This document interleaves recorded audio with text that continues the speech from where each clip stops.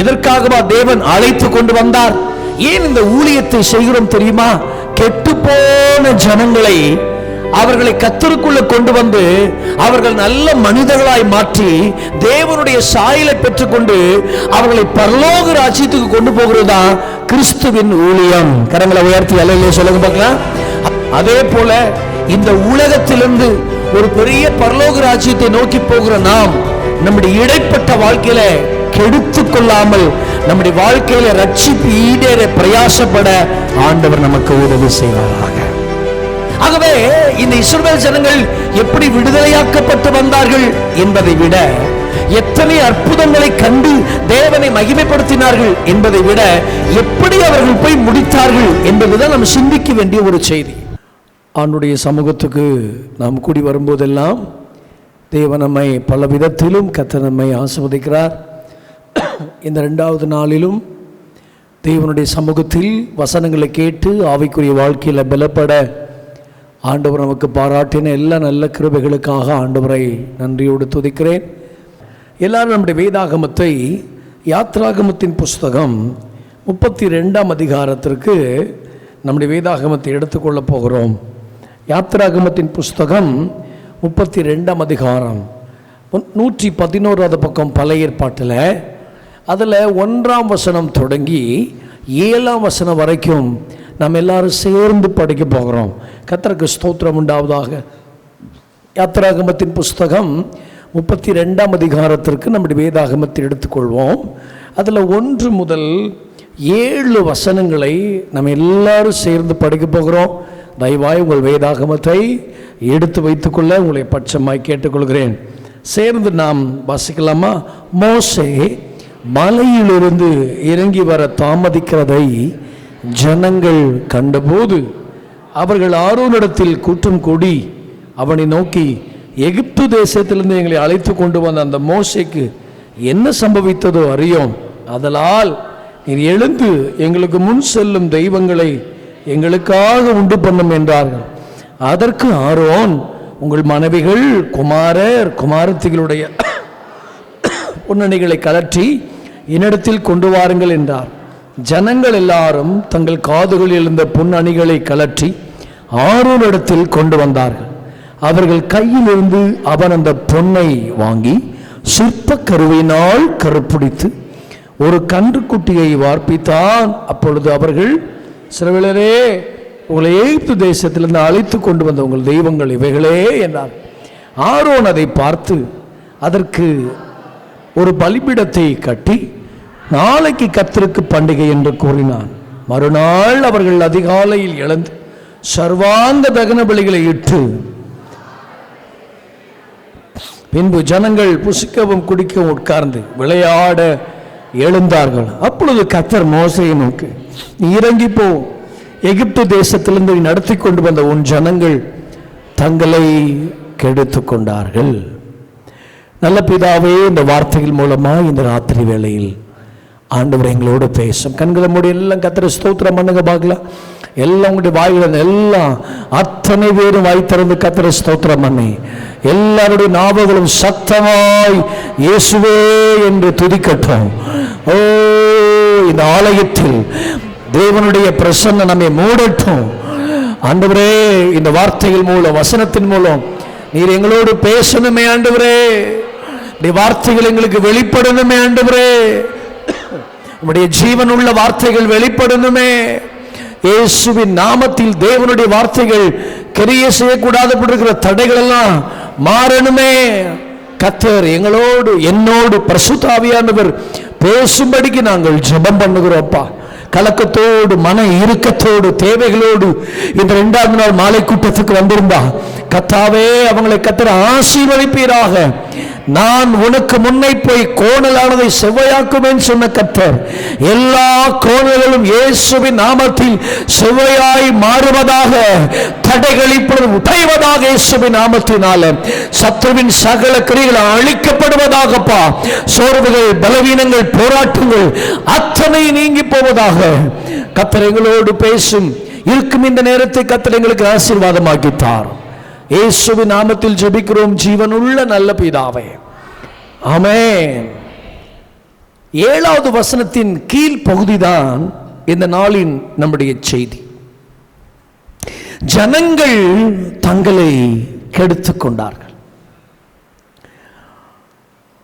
தேவனுக்காக மகிமையாய் வாழ வேண்டிய ஒரு கூட்டம், தேவனுக்காக நல்ல சாட்சியாய் வாழ வேண்டிய ஒரு கூட்டம், இங்க பாருங்க பைபிள் சொல்லுது அவர்கள் தங்களை கெடுத்துக் கொண்டார்கள் என்று. தேவன் கெடுக்கல, பிசாசு கெடுக்கல, பைபிள் சொல்லுது தங்களை அவர்கள் கெடுத்துக் கொண்டார்கள்.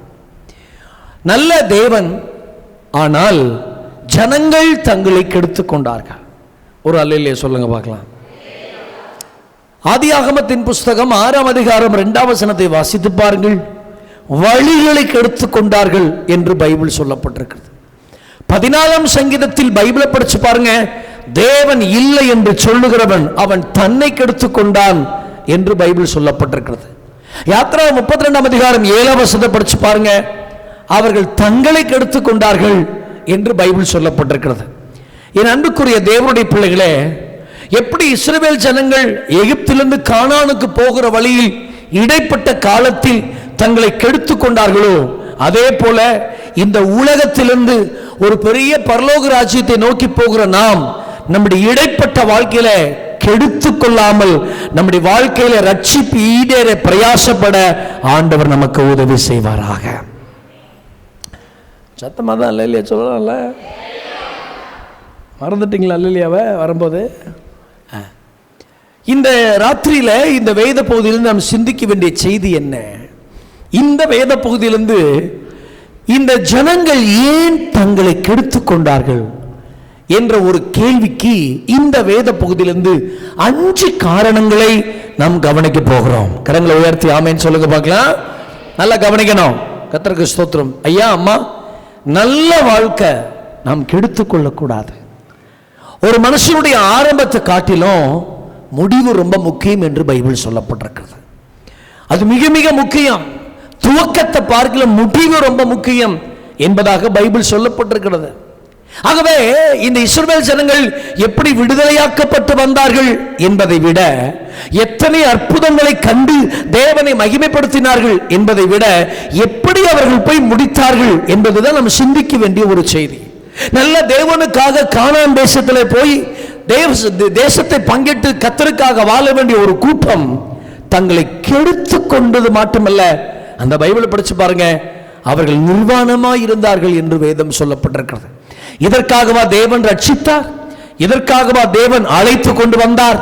ஏன் இந்த ஊழியத்தை செய்கிறோம் தெரியுமா? கெட்டுப்போன ஜனங்களை அவர்களை கர்த்தருக்குள்ள கொண்டு வந்து அவர்கள் நல்ல மனிதர்களாய் மாற்றி தேவனுடைய சாயலை பெற்றுக்கொண்டு அவர்களை பரலோக ராஜ்யத்துக்கு கொண்டு போகிறதா கிறிஸ்துவின் ஊழியம். கரங்களை உயர்த்தி அல்லேலூயா சொல்லுங்க பார்க்கலாம். அதுக்கு தான் இவ்வளவு சபைகள், அதுக்கு தான் இவ்வளவு ஜெபங்கள், இவ்வளவு பணங்கள், இவ்வளவு காரியத்தை நம்ம செலவழிக்கிறோம். கர்த்தருக்கு ஸ்தோத்திரம் உண்டாவதாக. ஆமென் சொல்லுங்க பார்க்கலாம். நாங்கள் கிராம ஊழியத்திற்கு போயிருந்த போது ஒரு அம்மா என்ன என் மனைவி வேகமாக வீட்டுக்கு கூட்டு போனாங்க. என் கையை பிடிச்சி அழுதாங்க. என் பொண்ணுக்காக ஒரு ஜெபம் சார். எதுக்குமா ஜெபிக்கணும்?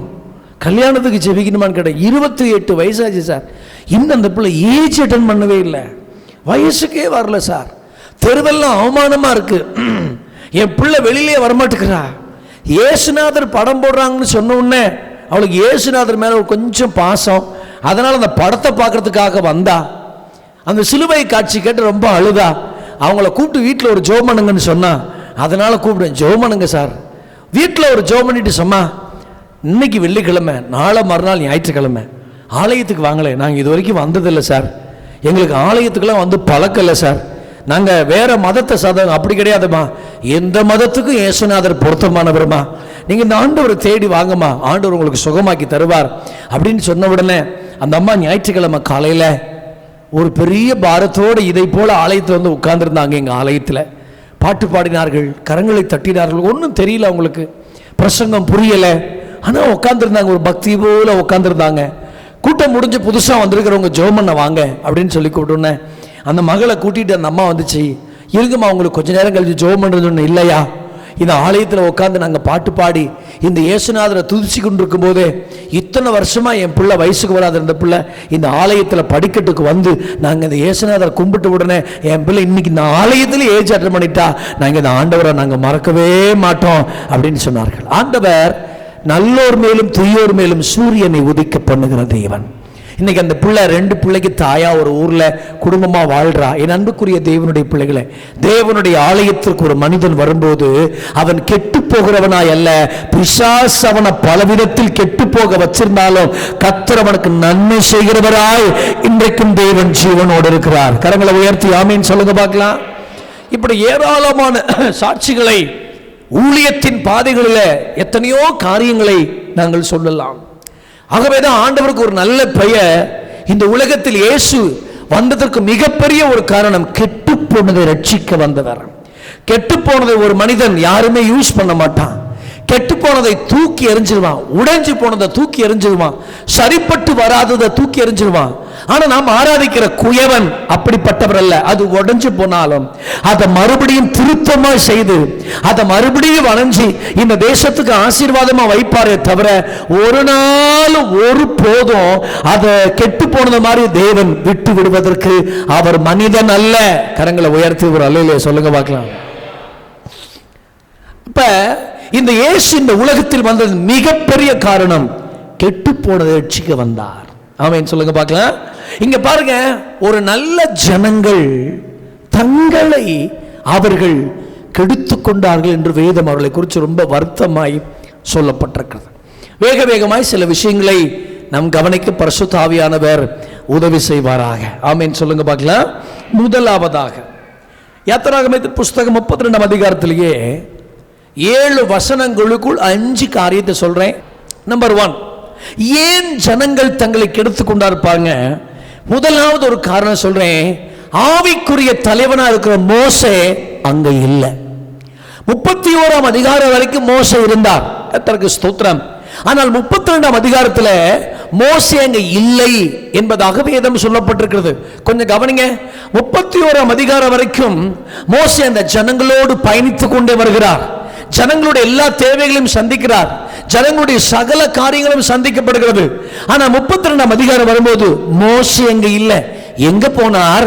கட்டளைகளை வாங்குவதற்கு, நியாயப்பிரமாணங்களை வாங்குவதற்கு, சட்டங்களை வாங்குவதற்கு, ஆண்டவருடைய சமூகத்தை சந்திப்பதற்கு மலைக்கு ஏறி போனார். கவனிக்க வேண்டிய ஒரு முக்கியமான விஷயம் பாருங்க, ஆவிக்குரிய தலைவன் மோசே இல்லை என்று தெரிந்தவுடன் அங்கே ஜனங்கள் தங்களை கெடுத்துக் கொண்டதை பைபிள் அங்கே சொல்லப்பட்டிருக்கிறது. இந்த ராத்திரி வேளையில் ஒரு செய்திக்கு கர்த்தருக்கு ஸ்தோத்திரம், ஒரு காரியத்திற்கு ஒரு பதிலை பைபிள் சொல்லுது. எதற்கு ஆவிக்குரிய தலைவர்கள், எதற்கு மேய்ப்பர்கள், எதற்கு சுவிசேஷர்கள், எதற்கு தேவன் சில தலைமையர்களை ஆண்டவர் ஏற்படுத்தி தருகிறார் என்கிற ஒரு காரணத்திற்கு பதில் இங்கே சொல்லப்படுகிறது. எதற்கு தெரியுமா? ஒரு ஜனங்கள் தங்களை கெடுத்து கொள்ள கூடாது என்பதற்காகவே ஆண்டவர் ஆவிக்குரிய ஊழியர்களை, தேவனுடைய மனிதர்களை ஆண்டவர் திருச்சபைக்கு கர்த்தர் ஏற்படுத்தி தருகிறார். கரங்களை உயர்த்தி ஆமென் சொல்லுவீங்களா? நல்ல கவனிக்க வேண்டிய ஒரு வார்த்தை. மோசே இருக்கிற வரைக்கும் இப்படி ஒரு கெட்டு போன சம்பவங்கள் இந்த வேதாகமத்தில் நடக்கல. மோசே இருக்கிற வரைக்கும் இப்படிப்பட்ட கருப்பான விஷயங்கள் நடக்கல. மோசே கொஞ்சம் இல்லை என்று தெரிந்தவுடன் ஜனங்கள் தங்களை கெடுத்துக் கொள்ள ஆரம்பித்தார்கள்.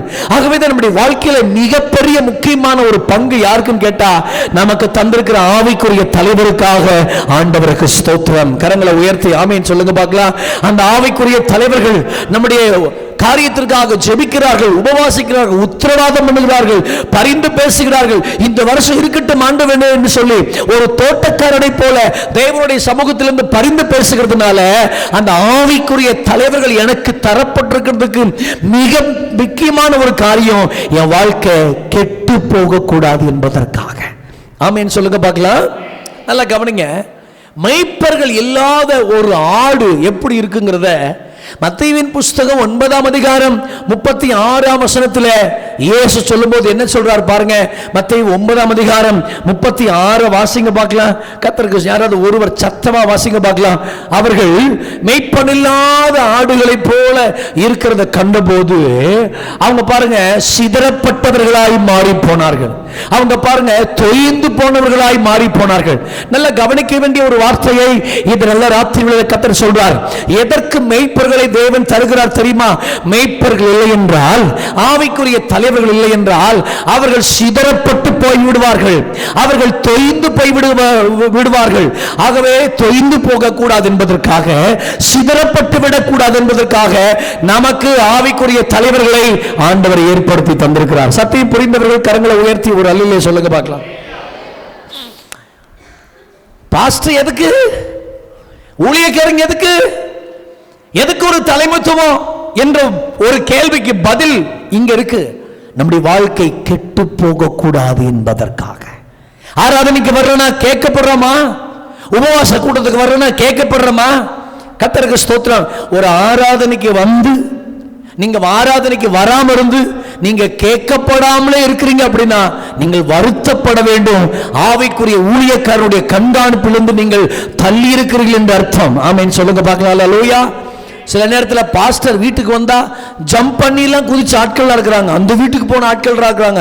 ஐயோ இந்த பாஸ்டர் வந்துட்டாரா, எங்களை கூப்பிட போறாரா அப்படின்னு ஜம்ப் பண்ணி போன ஆட்கள்லாம் இருக்குது. கிணத்துக்குள்ள குதிச்சவங்களா இருக்கிறான், எங்கெங்கே போனவங்களா இருக்கிறான். காரணம் என்ன தெரியுமா? அவர்களுக்கு தெரியல ஒரு ஆவிக்குரிய ஊழியர்கள் தேடி வருவது அவர்களுக்கு ஒரே நச்சரிப்பா இருக்குது.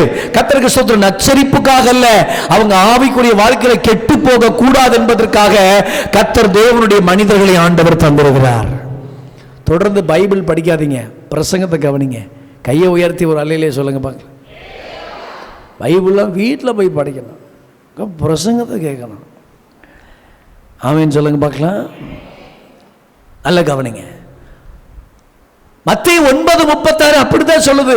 தொய்ந்து போவார்கள், சிதறப்பட்டு போவார்கள். சிதறப்படக்கூடாது, தொய்ந்து போக கூடாது என்பதற்காக கர்த்தர் எனக்கு தந்த ஒரு பெரிய வெப்பன் என்ன தெரியுமா? ஆவிக்குரிய தலைவர்கள். கரங்களை உயர்த்தி ஆமென் சொல்வீங்களா? இது அப்படி இருக்கட்டும். யாத்திரை மறுபடியும் இங்க வரலாம். எல்லாரும் நீதிமொழிகள் 7 அதிகாரத்துக்கு வாங்க, வேகமா திருப்பங்க பார்க்கலாம். ஏன் வந்துட்டீங்களா? நான் சொல்ற ஒரு வசனத்தை பாருங்க. புருஷன் வீட்டிலே இல்லை. 19ஆம் வசனமா 18ஆம் வசனமா? எத்தனாவது வசனம் பாருங்க. நீதிமொழிகள் 7:19 கரெக்டா? வாசிங்க பார்க்கலாம். புருஷன் ஒரு வார்த்தை பார்த்தீங்களா? தூர பிரயாணம் போனா, பணப்பைய கொண்டு போனா, குடிக்கப்பட்ட நாளுக்கு தான் திரும்பி வரான். கொஞ்சம் நல்ல காது கொடுத்து கேளுங்க அம்மா ஐயா. நீங்க இந்த லெந்து நாட்களா இருக்கிறதுனால நீங்க ரொம்ப துக்கத்திலேயே இருக்கீங்க போல தெரியுது. சரி, ஆண்டவர் அதெல்லாம் மாற்றுவார். சரி, நீதிமொழிகள் 7:19 ஒரு ஸ்திரீ, ஒரு பெண் தன் சொந்த வாழ்க்கையை கெடுத்து கொண்டார். ஏன்? அதுக்கு சொல்ற ஸ்டேட்மெண்ட் என்ன? அவ சொல்ற ரீசன் என்ன? புருஷன் வீட்டிலே இல்லை. யாத்திரா 32ஆம் அதிகாரத்துல ஆவிக்குரிய தலைவனா இருக்கிற மோசே இல்ல, ஒரு கூட்டம் கெடுக்கப்பட்டுச்சு. நீதிமொழிகள் 7ஆம் அதிகாரத்துல ஒரு குடும்ப தலைவன் இல்ல, ஒரு ஸ்திரீ தன் வாழ்க்கையை கெடுத்துக் கொண்டாள். கவனிங்க. அவன் சொல்ற முதல் துணிகரமான என்ன? அந்த வழியாய் வருகிற வாலிபனை பிடித்து, புருஷன் வீட்டிலே தூர பிரயாணம் போனால் குறிக்கப்பட்ட நாளுக்கு தான் திரும்பி வருவான். ஆகவே வா நம்ம 2 பேரும் சேர்ந்து பாவம் செய்யும் சொல்லி 2 பேரும் பாவம் செய்து அம்பு அவர்கள் ஈரலை பிளந்தது என்று பைபிள் சொல்லப்பட்டிருக்கிறது. இப்படிப்பட்ட மோசமான உயிர் போவதற்கு முதல் காரணம் தெரியுமா? புருஷன் வீட்டில் இல்லை. அப்ப ஒரு புருஷன் வீட்டில் இல்லைன்னா ஒரு ஸ்திரீ கெடுக்கப்படுவது உண்மை என்றால், ஆவிக்குரிய தலைவன் இல்லை என்றால் ஒரு திருச்சபையும் ஊழியங்களும் கெடுக்கப்படும் என்பது இந்த பைபிள் சொல்லப்பட்டிருக்கிற ஒரு பெரிய சத்தியம். கரங்களை உயர்த்தி ஆமென் சொல்லுங்க பார்க்கலாம். ஆகவேதான் பவுலுடைய பயம் தெரியுமா? 2 கொரிந்தியர் 11ஆம் அதிகாரம் 3ஆம் வசனத்துல, உங்கள் ஏவாளுடைய மனது வஞ்சித்தது போல உங்கள் மனதும் கிறிஸ்துவை பற்றிய உண்மை நின்று விலகும்படி அப்படி விலகுமோ என்று நான் பயந்திருக்கிறேன். அப்படி கெடுக்கப்பட்டு விலகுமோ என்று பயந்திருக்கிறோம். என்ன ஒரு பயம் பார்த்தீங்களா? பிசாசு ஒருவேளை இந்த கிறிஸ்துவை பற்றிய உண்மை நின்று கெடுத்துருவானோ, அப்படிப்பட்ட ஒரு கெடுதல் நடந்து விடுமோ என்று பவுல் தன் சபை ஊழியத்தை நிறுவும் போதே அவனுக்கு இருந்த ஒரு பயம். ஆகவேதான் இந்த ராத்திரி ஆவியானவர் பேசுகிறாரு, ஒரு நாள் இந்த உலக வாழ்க்கையில நம்முடைய வாழ்க்கையை கெட்டு போவதற்காக அல்ல. ஆமென் சொல்லுங்க பார்க்கலாம். கரங்களை உயர்த்தி ஒரு அல்லேலூயா சொல்லுங்க பார்க்கலாம். ஆண்டவரே, எங்க வாழ்க்கை கெட்டு போக கூடாது ஆண்டவரே. ஒருவேளை எங்கள் குடும்பத்தை, எங்கள் வாழ்க்கையை, எங்கள் ஊழியத்தை பிசாசு கெட்டு போக வைப்பான் என்றால் இந்த ராத்திரி அவருடைய கிரியைகள் அழிக்கப்படட்டும் ஆண்டவரே. எங்கள் ஜீவியங்கள், எங்கள் தனிப்பட்ட வாழ்க்கைகள் ஒரு நாளும் கெட்டு போக கூடாது. அதிகமாய் பிரகாசிக்கிற ஒரு சூரிய பிரகாசம் போல் இருக்க கர்த்தர் எங்களுக்கு உதவி செய்வீராக. கரங்களை உயர்த்தி ஒரு அல்லேலூயா சொல்லுங்க. ஆவிக்குரிய தலைவன் இல்லை என்று தெரிந்த உடன் பிசாசு பாருங்க எவ்வளவு லாவகமா, எவ்வளவு மோசமா ஒரு கூட்டத்தையே வேட்டையாடிட்டான் பாருங்க. கர்த்தருக்கு ஸ்தோத்திரம். ஆமென் சொல்லுங்க பார்க்கலாம். ஒரு கூட்டத்தையே வேட்டையாடிட்டான். தேவனுக்காக நல்ல சாட்சியாக வாழ்ந்து கனி கொடுக்க வேண்டிய ஒரு அற்புதமான ஒரு கூட்டம் இன்றைக்கு கெடுக்கப்பட்டு நின்று கொண்டிருக்கிறது. என்ன பெரிய வேதனை பாருங்க. அப்ப ஆவிக்குரிய தலைவன் இல்லாதிருக்கிற பட்சத்தில் கட்டாயம் நாம் கெடுக்கப்படுவோம். அல்லையா சொல்லுங்க பார்க்கலாம். அதனாலதான் சபை விட்டு பிரிக்கிறதுல பிசாசு ரொம்ப கங்கடம் கட்டுவான். சபை விட்டு போயிடலான் இருக்கிறேன். ஒரு அம்மா சொன்னுச்சு, இந்த சபை உனக்கு நிரந்தரம் இல்லைன்னு கர்த்தர் என்கிட்ட பேசுறாரு. அப்படி இல்லாம பேசுவாரு தெரியல. ஊழியம் செய்யும் பேசல, ஆத்துமாக்களை ஆதாயம் பண்ணுன்னு பேசல, லேட்டா ஆராதனைக்கு வரைய சீக்கிரமாவான்னு சொல்லி பேசல, இது எதுவுமே பேசல. உடனே சொல்றாராம், இந்த சபை உனக்கு நிரந்தரம் இல்லை. நமக்கு என்னதான் நிரந்தரங்கிறீங்க? பக்கத்துல என்ன நிரந்தரம்? கைப்பிடிச்சிக்கிற என்ன நிரந்தரம்? நீங்க நிரந்தரமா? நான் நிரந்தரமா? இந்த உலகம் நிரந்தரமா? உங்க வீட்டுக்காரர் நிரந்தரமானவரா? உங்க பிள்ளை நிரந்தரமா? நீங்க சம்பாதிக்கிற சம்பாத்தி நிரந்தரமா? சொல்லுங்க. வாய்தம் நிரந்தரமா? உங்க பாக்கெட்ல வச்சிருக்கிற காசு நிரந்தரமா? உங்க எல்லாம் கிடையாது. எல்லாம் ஒரு காலத்துல ஒண்ணும் இல்லாம போறோம்.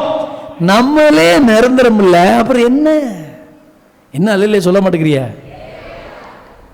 பரலோகம் போறவங்கள அல்லையிலே சொல்லுங்க. ஏன் டவுட்டாவே சொல்றீங்க? பக்கத்துல கேளுங்க. வந்துடுவீங்களான்னு கேளுங்க. அடுத்த ஒரு கேள்வி கேளுங்க, போயிருவீங்களான்னு கேளுங்க. நரகத்துக்கு போறவங்களா எந்திரிச்சு நில்லுங்கன்னு சொன்னார் ஒரு பாஸ்டர் ஐயா. அரகோர உறக்கத்தில் இருக்கிற ஒரு பாட்டு டப்புன்னு எந்திரிச்சு நின்றுச்சு. ஏமா எதுக்குமா எந்திரிச்சு நிற்கிற அப்படின்னு கேட்டுச்சு. எதுக்கு எந்திரிச்சு நிற்கிறேன்னு தெரியலைங்க பாஸ்டரையா, நீங்க நிக்கிறதுனால நானும் நிக்கிறேன் பாஸ்டர் விவரமா சொல்லிருச்சு. அல்லையா சொல்லுங்க பார்க்கலாம். பிரதர், ஆலயத்துக்கு வந்து தேவன் ஆராதிக்கிறது பெருசு இல்ல, பரலோகத்துக்கு வந்துடுறோம். சொல்லுங்க பக்கத்தில் வந்துருங்க. இங்க வந்துருங்க. டெம்போ டிராவல்ல வர்றது பெருசு இல்ல, பரலோகத்துக்கு வந்துடுறோம். அதுக்கு தான் ஊழியம். ஆமேன்னு சொல்லுங்க பார்க்கலாம். அதுக்கு தான் ஊழியம், வேற எதுக்கு ஊழியம் கிடையாது. கர்த்தருக்கு ஸ்தோத்திரம். ஆமேன்னு சொல்லுங்க பார்க்கலாம். ரொம்ப ஜோக்கா ஒரு பிரதர் சொன்னார், பிரதர் பரலோகத்துக்கு வந்துடுவீங்களா பிரதர்? அவர் என்னை கை பிடிச்சார். பாஸ்டரியா, நீங்கள் போனால் கட்டாயம் நான் வந்துடுவேன் பாஸ்டரியா. அதுக்கு என்ன அர்த்தம் எனக்கு இன்ன வரைக்கும் புரியல. ஆமேன்னு சொல்லுங்க பார்க்கலாம். ஆமேன். வந்துடணுமா? உலக நிரந்தரமா? இல்ல. பிள்ளைகள் நிரந்தரமா? 916 KDM நகை போட்டிருக்கீங்க, நகை நிரந்தரமா? பணம் நிரந்தரமா? இந்த உலகத்தில் எதுவும் நிரந்தரம் இல்ல, இயேசுவை தவிர. கரங்களை உயர்த்தி ஒரு அல்லேலூயா சொல்லுங்க. பக்கத்துல ஒரு ஆளை கைப்பிடிச்சு சொல்லுங்க, இயேசுதான் என்னைக்கும் உனக்கு நிரந்தரம். என் பிள்ளை பார்த்துக்குவோம், என் பையன் பார்த்துக்குவான். நான் 2 ஆம்பளை பையனை வச்சிருக்கிறேன். ஆம்பளை பையனை என்ன பார்த்துக்குவான், அதெல்லாம் கட்டாத. ஒரு கல்யாணத்தை பிடிச்சோன்னு முந்தானி முடிச்சு நம்பருக்கு நடந்துருவான். கையை உயர்த்தி ஆமேன்னு சொல்லுங்க பார்க்கலாம். அதெல்லாம் இருக்க மாட்டான். நினைச்சிட்டு இருக்கீங்களா, அம்மான்னு இப்பயே என் பின்னாடி வந்துட்டு இருக்கிறான், நான் இல்லாம அவன் தூங்கவே மாட்டேங்கிறான், நான் தான் டெய்லியும் அவனை தூங்க வைக்கிறேன். இதெல்லாம் ஒரு காலத்துல நினைச்சுக்கா, எல்லாம் ஒரு காலத்துல ஒண்ணும் இல்லாம போயிடும். பையனும் நிரந்தரம் கிடையாது, பிள்ளையும் நிரந்தரம் கிடையாது. தேவனை தவிர இந்த உலகத்தில் ஒரு நிரந்தரம் இல்லை என்பதை இருதயத்துல இறுக்கமா எழுதி வச்சுக்கணும். கையை உயர்த்தி ஒரு அல்லையிலே சொல்லுங்க பார்க்கலாம். ஆகவேதான் உங்களுக்கு தெரியுமா, 3200 டன் கோல்டு சேகரிச்சார் தாவீது. எத்தனைங்க? 3200 டன் கோல்டு. மனைவிகள் ஏராளம், பிள்ளைகள் ஏராளம். அவன் பாளையத்தில் இருந்த சோல்ஜர்ஸ் எல்லாம் பார்த்தீங்கன்னா பனி கொகையில இறங்கி சிங்கத்தை கொல்றவங்க பெனாயாலாம். அப்படிப்பட்ட ஆட்கள் எல்லாம் பயங்கரமா வச்சிருந்தான். அவன் என்ன தெரியுமா சொல்றான்? இந்த நகையோ இந்த பணமோ எனக்கு இருக்கிறதான சோல்ஜர்ஸோ பராக்கிரமசாலிகளோ ஒருத்தரும் எனக்கு வேண்டாம். நான் வயசாகும் போது ஆண்டவரே என் பலன் ஒடுங்கும் போது என்னை கைவிடாதீங்க ஆண்டவரேன்னு ஜெபிக்கிறான். இவ்வளவு பின்னணி இருந்து கூட இதன் மீது தன்னுடைய கண்களை வைக்காம இதயத்தில் வைக்காம என் பலன் ஒடுங்கும் போது கூட கைவிட்டாதீங்க ஆண்டவரே, அதுதான் என்னைக்கு நிரந்தரம் என்பதை இதயத்தில் வைக்கப்பட வேண்டும். கரங்களை உயர்த்தி ஆமேன்னு சொல்லுங்க பார்க்கலாம். தேவனுக்காக நல்ல சாட்சியா வாழ வேண்டிய ஒரு கூட்டம் ஆவிக்குரிய தலைவன் இல்லைன்னு தெரிஞ்ச உடனே தங்கள் வாழ்க்கையை கெடுத்துக் கொண்டார். ஏன் ஆவிக்குரிய தலைவன் சொல்ற மோசையை என்னுடைய செய்தியின் முடிவில் அதை குறித்து ஒரு சின்ன விளக்கம் சொல்வேன். ஆகவே உங்களுக்கு தந்திருக்கிற பாஸ்டர் ரொம்ப சோத்திரம், ரொம்ப முக்கியமானவர். கரங்களை உயர்த்தி ஆமேன்னு சொல்லுங்க பார்க்கலாம். எத்தனை பேர் உங்க பாஸ்டருக்காக ஜெபிக்கிறீங்க? கையெல்லாம் தூக்காதீங்க, மனசுக்குள்ள வைங்க. சில பேர் பொய்யா கூட கை தூக்குவாங்க, அந்த மாதிரிலாம் வேண்டாம். உண்மையிலேயே எங்க சபை விசுவாசி வீட்டுக்கு வெளியில் போய் நின்றுட்டு இருக்கேன், அந்த டிவியை ஆசீர்வதியும், இந்த டிவியை ஆசீர்வதியும், அவரை ஆசீர்வதியும், அவரை ஆசீர்வதியும் நிற்கிற எனக்கு ஒரு ஜெபம் பண்ணலை. எங்கள் பாஸ்டர் ஆசீர்வதின்னு நம்ம சொல்லவே இல்லை. நான் என்ன பாவம் பண்ணேன்னு தெரியல. குடும்ப ஜெபம்லாம் முடிஞ்சு உள்ளே போன உடனே சோத்திரம் பாஸ்டர் இப்போ தான் உங்களுக்காக ஜெபிச்சேன்னு டக்குன்னு ஒரே ஒரு வார்த்தை சொன்னாங்க. ஊரில் இருக்கிற எல்லாருக்காக ஜெபிக்கிற கூட்டம் ஆவிக்குரிய தலைவனுக்காக ஜெபிக்கிறதே. நிறைய நேரத்தில் நிறைய பேருக்கு கேள்வி, பாஸ்டர்னா யார்? எனக்கு ஞானசான் கொடுத்த பாஸ்டர் ரொம்ப முக்கியமான ஒரு தேவ மனுஷன். கரம் உயர்த்தி அல்ல சொல்லுங்க பார்க்கலாம். இந்த உலகம் யாரு, நான் இந்த வார்த்தை சொல்றேன்னு தப்பா நினைக்காதீங்க. இந்த உலகத்தில் ஒரு தாய் தகப்பன் இல்லாதவனை இந்த உலகம் அனாதை என்று சொல்லுகிறது. அதே போலதான் ஆவிக்குரியவனுக்கும் ஒரு நல்ல போதகர் இல்லைன்னா அவர்களும் ஒரு ஆவிக்குரிய அனாதைகள் என்பதை மறந்துவிடக்கூடாது. ஆகவே தான் கர்த்தர் அந்த காலத்திலிருந்து இன்னைக்கு வரைக்கும் நியாயாதிபதிகள காலமாக இருக்கலாம், ராஜாக்களின் காலமாக இருக்கலாம், நாளாகமத்தின் காலமாக இருக்கலாம், மத்தேயு மார்க்கு லூக்கா காலத்தில் இருக்கிற அப்போஸ்தல காலம், அந்நாள் கொண்டு இந்நாள் வரைக்கும் தலைவர்களை விழுந்து போனாலும் பாவம் செஞ்சாலும் மீறுதல் செஞ்சாலும் ஒருத்தனை விட்டு ஜனத்தை நடத்துவதற்காக தலைவர்களை கர்த்தர் ஏற்படுத்தி கொண்டே வந்தது முழு வேதாகமத்தில் பார்க்கிறோம். அதனுடைய தாற்பயம் என்ன தெரியுமா? ஜனங்கள் வேறு பக்கமாய் நடத்திவிடக்கூடாது, அந்த ஜனங்களை தேவன் பக்கமாய் நடத்தவிடும் என்ற மகாபெரிய உன்னதத்திற்காக கர்த்தர் ஆவிக்குரிய தலைவர்களை ஆண்டவரை ஏற்படுத்தி தந்திருக்கிறார். கரங்களை உயர்த்தி ஒரு அல்லேலூயா சொல்லுங்க பாருங்க. உங்க வீட்டுக்கு தந்திருக்கிற உங்க வீட்டுக்காரர் ஒரு ஆவிக்குரிய குடும்ப தலைவர். வீட்டுக்காரருக்காகலாம் ஜெபிக்கிறவங்களா எத்தனை பேர்? கையெல்லாம் தூக்கிறாதீங்க. அவனுக்காகலாம் நான் ஜெபிக்கிறதே இல்லை. ஃபஸ்ட்டியா திருச்சியில் இப்போ பொங்கலுக்கு ஒரு கேம்பு போயிருந்தேன், ஃபேமிலி கேம்பில் பேசுகிறதுக்கு. எத்தனை பேர் கணவருக்காக ஜெபிக்கிறீங்கண்ணா? எல்லாம் கை தூக்குனாங்க. புருஷமார பேர் கேட்ட மனைவிக்காக எத்தனை பேர் ஜெபிக்கிறீங்க? நிறைய பேர் கை தூக்க முடியல. அதே ஸ்பாட்ல சேர்ல உட்காந்துட்டு என் கண்ணு நடந்த சம்பவம். அவர் மனைவியை கையை பிடிச்சு கேட்டார், இத்தனை வருஷ காலங்கள் நான் உனக்கு ஜெபிக்காமலே இருந்துட்டேன், என்ன தயவா மன்னிச்சிரு. ஸ்பாட்ல இத்தனை வருஷ காலங்கள் உனக்காக என்ன செய்யல, ஜெபிக்கல, வாழ்ந்துட்டு இன்னைக்கு தானே உணர்த்தப்பட்டேன். தேவன் தந்திருக்கிற ஆவிக்குரிய தலைவிக்காக, ஆவிக்குரிய தலைவர்களுக்காக ஒவ்வொரு நாளும் நாம் ஜெபிக்க வேண்டும். கரங்களை உயர்த்தி ஒரு ஆமென் சொல்லுங்க பார்க்க. பாஸ்டர் எங்கள் வீட்டுக்காரர் ரட்சிக்கப்படலை, குடிகாரராக இருக்கிறாரு, அவருக்காக தான் அதிகமாய் நாம் ஜெபிக்க வேண்டும். ஆமென் சொல்லுங்க பார்க்கலாம். ரட்சிக்கப்படுகிற வரைக்கும், அந்த ஆலயத்தை வந்து மிதிக்கிற வரைக்கும், குடும்பமா வந்து கர்த்தரை ஆராதிக்கிற வரைக்கும், உன் பிள்ளைகளானாலும் மனைவியானாலும் புருஷனாலும் விடாத கரங்களை உயர்த்தி ஆமென் சொல்லுங்க பார்க்கலாம்.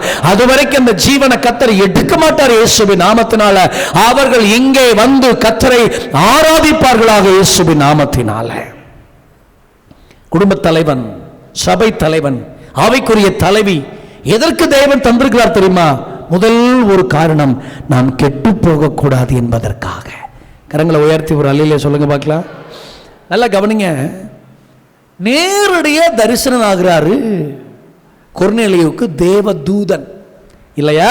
கொர்நேலியுவே, உன் ஜெபங்களும் உன் தான தர்மங்களும் தேவ சமூகத்தில் நினைவு கூறப்பட்டதுன்னு சொல்றார். நீங்க கொஞ்சம் யோசிங்க. இன்னைக்கு நைட்டு வீட்டு முடிஞ்சு போறீங்க, இன்னைக்கு ராத்திரி உங்க வீட்டுக்கு தேவதூதன் வந்துட்டாருன்னு வச்சுக்கிடுங்களேன். வந்துடுறாரு உங்க வீட்டுக்கு, என்ன ஆவீங்க? உங்களை கையில பிடிக்க முடியுமா? தையத்தக்கன்னு கூச்சிட மாட்டீங்க. பாஸ்டர் வீட்டுக்கே போகாத தேவதூதன் என் வீட்டுக்கு வந்துட்டாரு, எம்பிட்டு பெரிய சந்தோஷம். வந்துட்டாரு. மளிகை லிஸ்ட் மாதிரி நம்ம லிஸ்ட் எல்லாம் சொல்லுவாங்க, இவ்வளவு தேவை இருக்கையா, இவ்வளவு எதிர்க்கியா, அப்படி இருக்கியான்னு. அந்த கொர்நேலியு வீட்டுக்கு தேவதூதன் போயிட்டாரு. நல்லா கவனிங்கம்மா. நான் சிந்திக்கும் போது சிந்திச்ச ஆவிக்குரிய கண்களை திறந்த ஒரு சத்தியத்தை சொல்றேன். ஒரு நாள் இன சொந்த பந்துக்களை எல்லாம் கூட்டி வச்சுக்கிட்டு, அவன் கூப்பிட்டது தேவ தூதன் அல்ல, தேவ ஊழியக்காரனை. அவர் கேட்கிறாரு, எதுக்கு என்ன கூப்பிட்ட? அவன் சொல்றாரு, உம்மால் சொல்லப்பட்ட தேவனுடைய வார்த்தைகளை கேட்பதற்கு நாங்கள் எல்லாம் இங்கே தேவ சமூகத்திலே கூடி வந்திருக்கிறோம். என்ன தேவ தூதனே சந்திச்சாலும் நான் நடத்தப்படுவதற்கு தேவ தூதனை கத்த தரல, ஒரு தேவ மனுஷனை தந்திருக்கிறாருங்கிற என்ற ஆவிக்குரிய வெளிச்சம் உள்ள அந்த கொர்நேலியுவுக்காக ஆண்டவருக்கு ஸ்தோத்திரம் உண்டாகட்டும். சத்தியம் புரிந்தவர்கள் ஆமேன்னு சொல்லுங்க பார்க்கலாம். ஒரு அல்லேலூயா சொல்லுங்க பார்க்கலாம். தேவ தூதனே என்னை சந்திச்சாலும் என்னை நடத்துவதற்கு தேவ ஊழியக்காரன் ஆண்டவர் தந்திருக்கிறார். இரண்டாவது, அதே அதிகாரத்தில் இரண்டாவது ஒரு காரணத்தை நான் உங்களுக்கு சொல்றேன். 32ஆம் அதிகாரம் 1ஆம் வசனத்தில், ஏன் ஜனங்கள் தங்களை கெடுத்துக் கொண்டார்கள்? முதல் காரணம் என்ன சொல்லுங்க? ஆவிக்குரிய தலைவனா இருக்கிற மோசே அங்க இல்ல. இரண்டாவது காரணம் என்ன? தாமதமாகுதே. அந்த பைபிள் வசனத்தை படிச்சு பாருங்க. இறங்கி வர தாமதமாகுதே. மோசே ஆள காணமே, இறங்கி வர தாமதமாகுதே. கர்த்தருக்கு ஸ்தோத்திரம். தாமதம் அந்த ஜனங்களை கெடுக்க வைத்தது. கரங்களை உயர்த்தி ஒரு ஆமென் சொல்லுங்க பார்க்கலாம். நல்லா கொஞ்சம் கவனிங்க. சில விஷயங்கள் தாமதமாகுது என்பதற்காக இந்த ஜனங்கள் குறுக்கு வழியை தேடினார்கள். நல்ல கவனிங்க. இந்த பாதியில் ஆண்டவர் அவரோடு பேசுவார். தாமதங்கள் என் வாழ்க்கையில ஷார்ட்கட்டை தேடக்கூடாது. கர்த்தர் எனக்கு இரக்கம் செய்கிற வரைக்கும் எங்கள் கண்கள் அவரையே நோக்கி பார்த்து கொண்டிருக்கும். தேவன் எங்களுக்கு எப்படி இரக்கம் செய்கிறாரோ, எத்தனை வருஷத்துக்கு கழிச்சு எங்களுக்கு இரக்கம் செய்கிறாரோ, அவர் இரக்கம் செய்கிற வரைக்கும் எங்கள் கண்கள் அவரை தவிர வேற ஒருவரையும் நோக்கி பார்க்காது. இயேசுவின் நாமத்தினால. கொஞ்சம் நல்லா பைபிளை கவனிச்சு பாருங்க. இந்த வேதாகம வசனங்களை கொஞ்சம் கவனிச்சு பாருங்க. தாமதமாகுதே. வாழ்க்கையில எப்பெல்லாம் எந்த விஷயம் தாமதமாகுதோ அதுக்காக நம்ம அவசரப்படவே கூடாது. தேவன் எதையெல்லாம் தாமதிக்கிறாரோ அதையெல்லாம் மகிமையான அற்புதத்தில் முடியும் என்பதை சபை ஜனங்கள் மறந்து போய்விடக் கூடாது. இயேசுவின் நாமத்தினால. அல்லேலூயா சொல்லுங்க பார்க்கலாம். சவுலுக்கு ஒரு பேரன், அவன் பெயர் மேவி போஷெத். அவன் விழுந்து முடமானான். எதனால்? அவனை வளர்க்கிற பணிப்பெண், வீட்டுக்கார தாதிப்பெண், வேலைக்காரம்மா தூக்கி கொண்டு ஓடி வருகிற அவசரத்தில் கீழே போட்டா. அவசரத்தில் விழுந்ததுனால நல்ல காலுள்ள மேவி போஷத்து விழுந்து முடமானா. நம்முடைய அவசரத்தினால எத்தனையோ காரியங்கள் முடமாகி போனதை மறந்து போய்விடக்கூடாது. அவசரப்பட்ட திருமணங்கள், அவசரப்பட்ட தீர்மானங்கள் எத்தனையோ விஷயங்களை நம்மளை நொண்டியாக்கி விட்டது என்பதை மறந்துவிடக்கூடாது. ஆகவே உங்க வாழ்க்கையில தேவனே அனுமதிக்கிற அத்தனை தாமதத்துக்காக கரங்களை உயர்த்தி கர்த்தரை ஸ்தோத்திரம் பண்ண வேண்டும். அல்லேலூயா. ஆண்டவரே, நீர் என் வாழ்க்கையில அனுமதித்திருக்கிற, என் வாழ்க்கையில செய்கிற எல்லா தாமதத்துக்காக ஆண்டவருக்கு ஸ்தோத்திரம். ஆண்டவரே, எல்லா தாமதத்துக்காக ஆண்டவருக்கு ஸ்தோத்திரம். ஆண்டவரே, ஆமென் சொல்லுங்க பார்க்கலாம். எல்லாம் கொஞ்சம் என்ன கவனிங்க. யாரும் இப்ப பைபிள் எடுக்க வேண்டாம். மார்க்கு 5 அதிகாரத்தில் எடுக்காதீங்க சொல்றேன், அப்புறமா சொல்றேன். இப்ப என்னைய பாருங்க. 5 அதிகாரத்தில் யவேனுடைய பிள்ளை செத்து போயிடுச்சு. அவனை சொல்லி கூட்டு வராங்க. ஐயா வாங்கய்யா, ஒரு ஜெபம் பண்ணுங்கய்யா, மரித்து போன என் குமாரத்தி மரணத்துக்கு ஏதுவா இருக்கிறாயா, ஜெபம் பண்ணுங்கய்யா. வர்ற வழியில ஸ்பீடா வர வேண்டிய இயேசுநாதர் கொஞ்சம் டிலே ஆயிட்டாரு. ஏன்? அங்க ஒரு பெரும்பாடு உள்ள ஸ்திரீ இடையில மறைச்சிட்டான். வஸ்திரத்தின் ஓரத்தை தொட்டா வல்லமை புறப்பட்டு போச்சு. பல வருஷமா இருந்த பெரும்பாடு அன்னைக்கு சுகமாச்சு. இந்த ஏற்பட்டிருக்கிற இந்த தாமதத்தில் சாவுக்கு ஏதுவான இருந்த பிள்ளை செத்து போயிடுச்சு. ஒரு செய்தி திருப்பி சொல்றாங்க, போதகரை வருத்தப்படுத்த வேண்டாம், பிள்ளை செத்து போயிடுச்சு. நம்ம நினைக்கிறோம், ஐயோ இயேசுநாதர் சீக்கிரமா போயிருந்தா, இயேசுநாதர் கொஞ்சம் சீக்கிரமா போயிருந்தா, இயேசுநாதர் கொஞ்சம் சீக்கிரமா போயிருந்தா அந்த பிள்ளை சீக்கிரம் உயிரோடு எந்திரிக்குமே அப்படின்னு. கர்த்தர் தாமதமா போனாலும் அது செத்து போனதா கூட ஆண்டவரால் உயிரோடு எழுப்ப முடியும். ஆமென் சொல்லுங்க பார்க்கலாம். ஏதோ சில விஷயங்கள் தடுத்து நிறுத்திட்டாங்க. இவங்க என் வாழ்க்கையின் சில தாமதங்கள் தடுத்து நிறுத்திட்டாங்க. ஆண்டவர் எனக்குள்ள வேகமா கிரியை செய்ய வேண்டியவர். ஏதோ ஒரு தடுத்துருச்சு நினைக்காத. கர்த்தர் உயிர்ப்பிக்க நினைச்சிட்டார்னா, அற்புதங்கள் செய்ய நினைச்சார்னா, செத்து போனதுக்கு அப்புறம் கூட என் வாழ்க்கையில தேவனால ஒரு அற்புதத்தை என் தேவனால செய்ய முடியும். இயேசுவின் நாமத்தினால. முடிந்து போய்விட்டது என்று தெரிந்தால் கூட எனக்காக அற்புதங்களை செய்கிற ஓர் ஜீவனுள்ள தேவன் இன்றைக்கும் அவர் உயிரோடு இருக்கிறார். கரங்களை உயர்த்தி சத்தமா ஒரு அல்லேலூயா சொல்லுங்க பார்க்கலாம். அல்லேலூயா.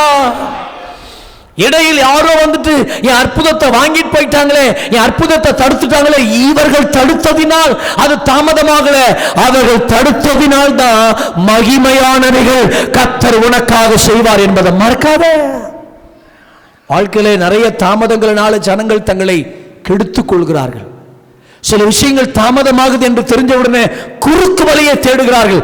கர்த்தர் இன்னைக்கு சொல்றாரு, இன்னைக்கு சிலரோட ஆண்டவர் பேசுறாரு, தேவனை அனுமதிக்கிற எல்லா தாமதத்துக்காக ஆண்டவருக்கு ஸ்தோத்திரம். எதிர்பார்த்த வருஷத்தில் குறிப்பிட்ட நாட்களில் நடக்கவில்லை என்பதற்காக, இயேசுநாதர்ட்ட வல்லமை இல்லை என்பதற்காக அல்ல. தேவன் எனக்கு சில விஷயங்களை தாமதம் பண்றார்னா அந்த தாமதத்தினால கர்த்தர் என்னை எங்கேயோ ஒரு பகுதியில் உருவாக்குகிறார் என்பதை தேவ ஜனங்கள் மறந்து போய்விடக் கூடாது. சத்தியம் புரிகிறவர்கள் ஆமீன் சொல்ல கேட்கிறேன். அல்லேலூயா. அந்த தாமதத்தின் நடுவில், அந்த தாமதத்துக்கு நடுவில் கர்த்தர் ஏதோ ஒன்றை எனக்கு சொல்லித்தர விரும்புகிறார். ஏதோ ஒன்றை என்னை ஆண்டவர் உருவாக்க விரும்புகிறார்.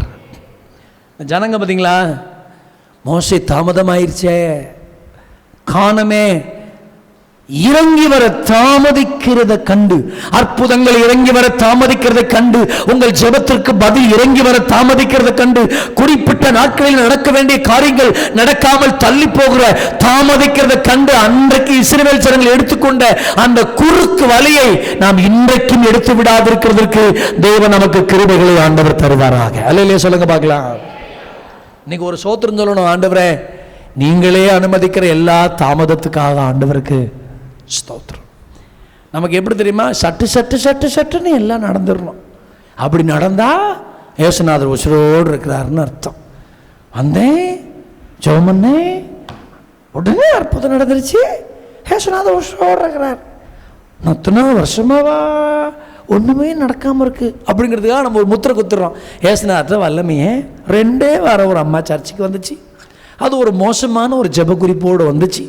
2 வாரம், நம்ம 1 வாரம் வந்தோன்னா மறுநாள் போய் காலாண்டு, கைப்பிரதி, சர்ச்சை அட்ரஸு எல்லாம் கொடுத்துட்டு ரொம்ப சந்தோஷமாக நீங்கள் புதுசாக ஆராதனைக்கு வந்துருக்கிறீங்க, தொடர்ந்து வாங்கினா 2வது ஆராதனைக்கு 2வது தடவை ஆராதனைக்கு வரும்போது காலாண்டரோடையும் பைபிளை கொடுத்ததெல்லாம், காலாண்டர் எப்படி தெரியுமா கொடுத்துருச்சு, ஆணியோட கழட்டி கொண்டு வந்து எங்ககிட்ட கொடுத்துருச்சு. அந்த அம்மா சொன்னிச்சு, 2 வாரமாக சர்ச்சைக்கு வர்றேன் நான், ஒரு ஜப குறிப்போட இந்த இயேசுநாதருக்கு கண்ணில் டபக்குன்னு ஒரு பதிலுக்கு இதில் சொல்ல வேண்டாம், இம்புட்டு நேரமாக ஆக்குவார் அப்படின்னு அந்த அம்மா 2 வாரம் தான் வந்திருக்கு, உடனே வரலன்றுச்சு.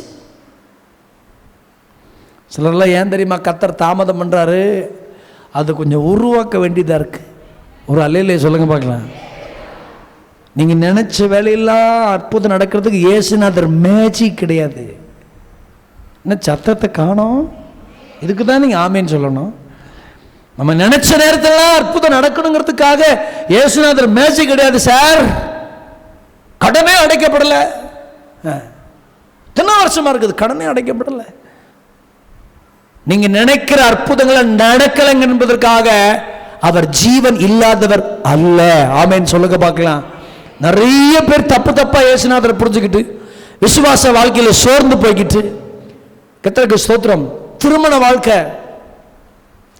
வாழ்க்கையில ஐயோ எனக்கு இன்னும் கல்யாணம் இல்லையே, மாப்பிள்ளை வரலன்னு சொல்லாதீங்க. ஒரு குறிப்பிட்ட காலத்துல ஒரு வயசுக்கு வந்ததுக்கு அப்புறம் கர்த்தர் சில வாசல்களை அந்த பிள்ளைக்கு தேவன் திறப்பார். நீங்க வசதியை பார்த்து, ஜாதியை பார்த்து, நிறத்தை பார்த்து, அதை பார்த்து, தோலை பார்த்து நின்றுகிட்டே போனீங்கன்னா கடைசி வரைக்கும் நின்றுகிட்டே போய் வேண்டுதான். வயசு இருக்கும்போது பிள்ளையின் சாய்ஸா இருக்கும் மாப்பிள்ளை, வயசு ஆகி போச்சுன்னா அவங்க சாய்ஸா இருக்கும் பொண்ணு. புரிஞ்சவங்க புரிஞ்சுக்காங்க, புரியாதவங்க வீட்டில் போய் புரிஞ்சுக்காங்க. கை உயர்த்தி ஒரு அல்லையிலே சொல்லுங்க பார்க்கலாம். எல்லாம் தாமதம். தேவன் வயசுக்கு வரும்போது சில குறிப்பிட்ட காலத்தில் சில வாசல்களை திறப்பாரு, திறக்காம கிடையாது.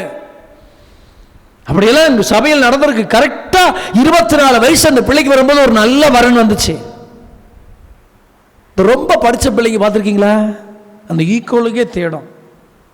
நான் எம்பிஎல் முடிச்சிருக்கிறேன், அவர் எம்பிஎல் முடிச்சிருந்தா அவர் ஒரு டிகிரி தான் முடிச்சிருக்காரு, ஒரு டிகிரி. ஈக்குவலாக வரட்டும், இரு. ஈக்குவலாக வர்ற வரைக்கும் இரு. ஈக்குவலாக வந்துருச்சு, அவன் கேட்குற டவுரி தர முடியல. பிசாசு பையன் எவ்வளோ நல்லா கேட்குறான் பாரு. அவன் தான் ஒரு டிகிரி வச்சவனே கொடுத்ததை போட்டால் போதுன்னு சொன்னான்ல. 29 வயசாச்சு. அதான் இதை தேவன் செய்கிற தாமதம் இல்லை. கர்த்தர் எனக்கு திறக்கிற வாசல்ல நானா எனக்குள்ள போட்டுக்கிட்ட வேலி இவைகள் எல்லாம். நூற்றுக்கணக்கான பிள்ளைகள் கிடக்குது தேசத்தில். கர்த்தர் வாசலை திறக்காமலாம் கிடையாது. எத்தனை வாசல்களை கர்த்தர் திறந்தார் தெரியுமா? ஆனால் நான் இந்த பாயிண்ட் பேசும்போது எவ்வளோ அமைதியாயிட்டீங்க பார்த்தீங்களா நீங்கள்? அப்போ நிறைய ஏதோ பார்த்துருக்கீங்க போல தெரியுது. கையை உயர்த்தி ஒரு அல்லையிலே சொல்லுங்க பார்க்கலாம். யோசிச்சு பாருங்க அம்மா ஐயா. கர்த்தர் ஒன்று தாமதிக்கிறாரா? பிரச்சனை இல்லை, அதில் அற்புதம் கட்டாயம் நடக்காமல் என் ஜீவன் இந்த உலகத்தை விட்டு போகவே போகாது. தேவனை என் ஆசீர்வதிக்கிற வரைக்கும், கர்த்தரை வாழ்க்கையில் அனுமதிக்கிற அத்தனை தாமதத்துக்காக கர்த்தருக்கு ஸ்தோத்திரம். ஆமீன் சொல்லுங்க பார்க்கலாம். தாமதமாகுது என்பதற்காக நான் ஒரு குறுக்கு வழியை தேடி என்னை கெடுத்துக் கொள்வதற்கு என் வாழ்க்கை ஒப்புக் கொடுக்க கூடாது. கர்த்தர் அனுமதிக்கிற அத்தனை தாமதத்துக்காக கர்த்தருக்கு ஸ்தோத்திரம்.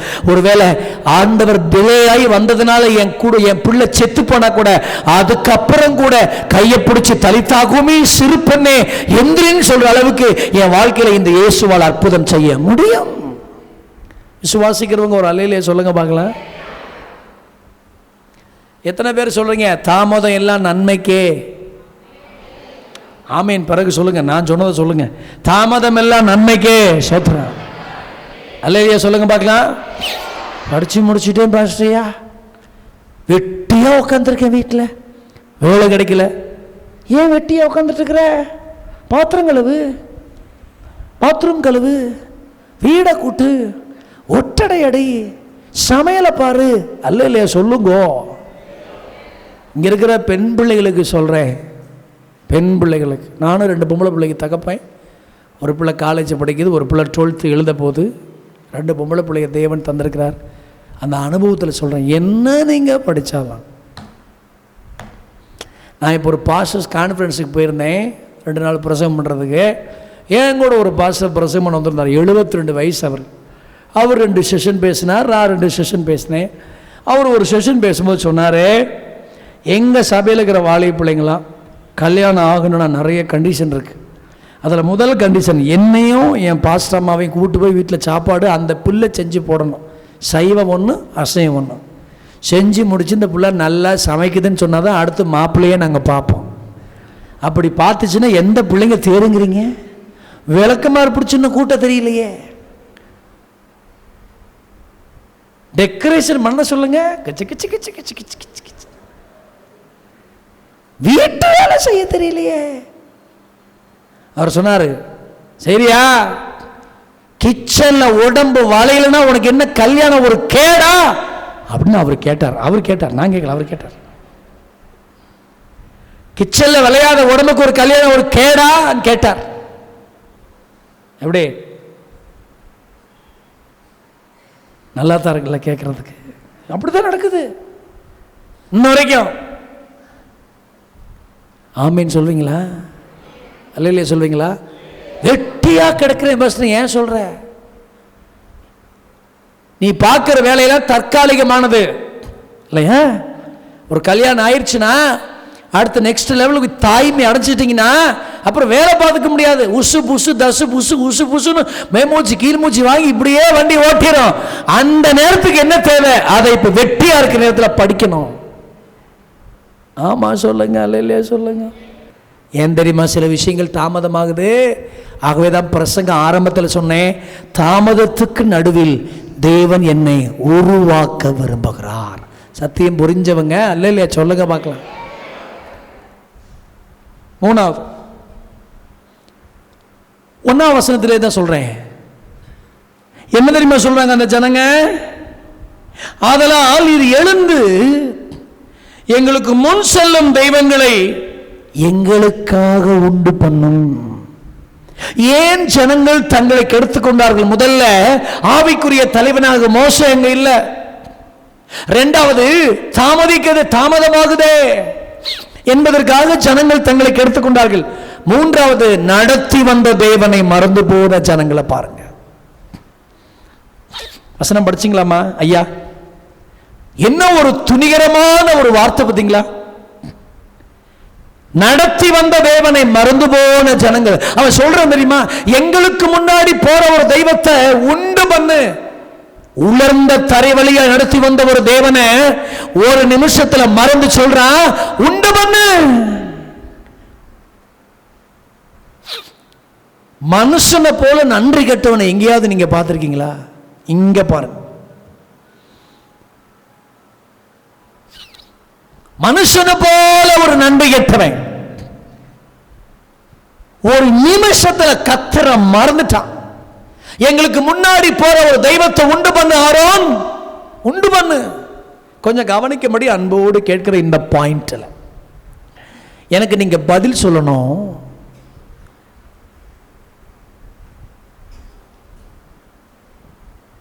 இந்த ஜனங்கள் தேவனை மறக்கலாமா?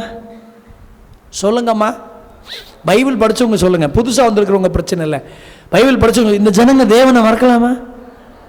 நான் கேட்க பதில் சொல்லுங்க. மோசே யாருக்காக இந்த ரைட் கரெக்ட், கொஞ்சம் சத்தமா படி சொல்லுங்க. மோசே யாருக்காக இந்த ரைட், 10 வாதை யாருக்காக இந்த, மேகஸ்தம்பம் யாருக்காக இந்த, அக்னி ஸ்தம்பம் யாருக்காக இந்த, கடல் 2ஆ பிளந்துச்ச யாருக்காக இந்த, இதெல்லாம் நம்ம படிக்கிறோம். இந்த ஜனங்க நேரடியோ பார்த்துச்சு, கண்ணார் அற்புதங்களை கண்டுட்டு மேகஸ்தம்பம் அக்னி ஸ்தம்பம் கடல் 2ஆ பிறக்குது, பார்வோன் கடல்ல சாக்குறான். இவங்களுக்கெல்லாம் வெளிச்சம், அவனுக்கெல்லாம் இருட்டு, இவங்களுக்கெல்லாம் நல்ல தண்ணி, அவங்களுக்கெல்லாம் இரத்த தண்ணி. இப்படியெல்லாம் கத்தர் ஆராதிக்கிறவனுக்கும் ஆராதிக்காதவனுக்கும், தேவனை நம்பினவனுக்கும் தேவனை நம்பாதவனுக்கும் இருக்கிற மகாபரிய வித்தியாசத்தை கத்தர் உண்டு பண்ணி தந்தாரே. இப்படிப்பட்ட ஒரு தேவனை ஒரு நிமிஷத்துல மறந்துட்டானே. பக்கத்தில் கைப்பிடி சொல்லுங்க, ஆண்டவரை மறந்துடாத. சொன்னீங்களா? என்ன சொன்னீங்களே தெரியல. என்ன சொன்னீங்க? சொல்லுங்க, என்ன செஞ்சிடாதீங்க. இந்த உலகத்தில் எத்தனை மனுஷனை வேணாலும் மறந்துடுங்க, கர்த்தர் என்ன செஞ்சிடாதீங்க, மறக்கக்கூடியவர் அல்ல. ஒரு நாளும் மறந்துடாதீங்க பிரதர், ஒரு பொழுதும் மறந்துடாதீங்க சிஸ்டர், இந்த இயேசுவை மறந்துடாதீங்க. ஆமென் சொல்லுங்க பார்க்கலாம். மறக்க முடியும், எப்பொழுதும் மறக்க முடியும். 2 காரணங்கள் நம்முடைய வாழ்க்கையில் வரும்போதெல்லாம் தேவனை மறக்கிறோம். 2 காரியங்கள், நிறைய காரியங்கள் இருக்கு. நான் இன்னொரு பாயிண்ட் எல்லாம் பேசுறதுல நான் ஷார்ட்டா சொல்றேன். தேவனை மறக்கிறதுக்கு 2 காரியங்கள் நம்முடைய வாழ்க்கையில் நடக்கும். ஒன்று, நம்முடைய வாழ்க்கையில நாம் சந்திச்ச எல்லா பாடுகளும் தாண்டி ஒரு இளைப்பாறுதல் வரும் பாருங்க, அப்ப தேவனை மறப்போம். நெகேமியாவை போய் படிச்சு பாருங்க, எஸ்ராவை படிச்சு பாருங்க. அவங்க சொல்லி ஜெபிக்கிற ஜெபம் தெரியுமா? அவர்கள் இளைப்பாறுதல் உண்டான போது மறுபடியும் தங்கள் பாவத்துக்கு திரும்பி. கஷ்டமா இருக்கும் போதெல்லாம் கர்த்தரை இஷ்டமா தேடினோம். கஷ்டம் கொஞ்சம் மாறின பிறகு தேவனை கடமைக்காக தேட ஆரம்பிக்கிறோம். ஏன்? நமக்கு ஒரு இளைப்பாறுதல் வந்துருச்சு. ஆமென் சொல்லுங்க. இங்கேயே சொல்றேனே, இந்த அதிகாரத்தில் சொல்றேனே, இந்த ஜனங்க ஏன் தெரியுமா இப்ப கெடுத்துக்கிச்சிங்க? இப்ப ஏன் தெரியுமா வேற தெய்வத்தை உண்டு பண்ண சொன்னுச்சு? பின்னாடி பார்வான் கிடையாது, செத்து போயிட்டான். கடலும் கிடையாது, கடலை பிளந்து ரெண்டா வந்துட்டாங்க. சோ இப்போது ரெஸ்ட்க்கு வந்துட்டான், நல்ல ஒரு இளைப்பாறுதலுக்கு வந்துட்டான்.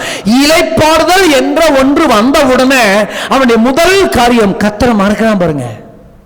நம்முடைய வாழ்க்கையில ஒரு காலத்துல ரொம்ப கஷ்டப்பட்டுருவோம். வீட்டு வாடகை கொடுக்க காசு இருக்காது, பிள்ளைகளுக்கு காசு பீஸ் கட்ட காசு இருக்காது, ஒரு ஆள் ரெண்டு ஆள் சம்பாரிச்சு கூட பணம் இருக்காது, அவ்வளவு கஷ்டத்தில் இருப்போம். அப்பெல்லாம் கர்த்தரை மறக்க மாட்டோம். தேவன் துதி, பாட்டு, ஆராதனை, ஜெபம். ஆனா கொஞ்சம் அந்த கிளைமேட் எல்லாம் மாறி, அந்த சூழ்நிலை எல்லாம் மாறி, கொஞ்சம் நல்ல அந்த இளைப்பாறுதல் வந்த போது ஜெபம் தள்ளி போகுது, ஆராதனை தள்ளி போகுது, எல்லாம் தள்ளி போகுது.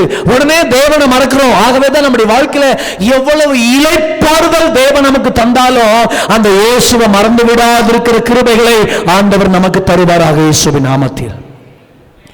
வனாந்திரத்தில் இருக்கும் போதெல்லாம் தாவீது பாவம் செய்யல, அரண்மனைக்கு வந்த பிறகு பாவம் செஞ்சிட்டான். ரெண்டாவது எப்ப தெரியுமா தேவனை மறக்கிறோம்? வசதி கூடும்போது. சொல்லுங்க, எப்ப வசதி? சொல்லுங்க எல்லாரும் கொஞ்சம் சத்தமா சொல்லுங்க. வசதின்னு இல்ல, கூடும்போதை விட்டுருங்க, வசதின்னு மட்டும் சொல்லுங்க. இன்னொரு முறை கோச்சிக்காம சத்தமா சொல்லுங்கம்மா. ஓ, கோச்சிக்கிட்டீங்களா? அதான் சொல்ல மாட்டேங்கிறீங்களா? வசதின்னு சத்தமா சொல்லுங்க. தமிழுக்காக ஆண்டவருக்கு சோத்திரம். பிரிச்சு எழுதுங்க வசதியை.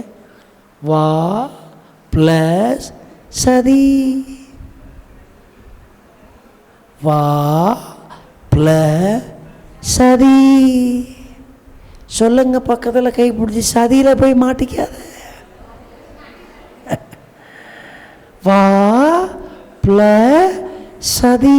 ஒரு விசுவாசி இருக்கக்கூடாது ரெண்டு, வசதியும் அசதியும். கரங்களை உயர்த்தி ஆமேன்னு சொல்லுங்க பார்க்கலாம். வசதியும் நம்மளை பிடிக்க கூடாது, அசதியும் நம்மளை பிடிக்க கூடாது. ரெண்டு சதி. கூட்டத்துக்கு வர ரொம்ப அசதி. நீப்பா நீப்பா நீப்பா மனைவிய நீப்பா நீப்பா நீங்க நான் மெதுவோட சாப்பிட்டு மெதுவாக வருவேன். நீ போ போ நீ தான் பாஸ் தேடுவேன். சண்டே ஸ்கூலுக்கு அனுப்ப நீங்கள் மெதுவாக வருவேன். போ. இப்போ என்ன ஏங்க சீக்கிரமா சர்ச்சைக்கு கிளம்புங்க, சீக்கிரமா சர்ச்சைக்கு. என்னடி ரொம்ப நிமிஷம் நீயாடி போய் பிரசங்கம் பண்ண போற, போய் உட்காந்து கேட்கத்தானடி போற அப்படின்னாரா ஒருத்தர். அசதி அசதி. சர்ச்சைக்கு வர்றதுக்கு அசதி. ரேஷன் கடைக்கு போகும்போது ஸ்பீடா, ட்ரெயினை பிடிக்கும்போது ஸ்பீடா, கல்யாணத்துக்கு போகும்போது ஸ்பீடா, கல்யாணத்தில் பந்தியில் பின்னாடி சேருக்கு இன்னும் சீக்கிரம் எந்திரிங்க எந்திரிங்கன்னு சொல்றதுல ஸ்பீடா.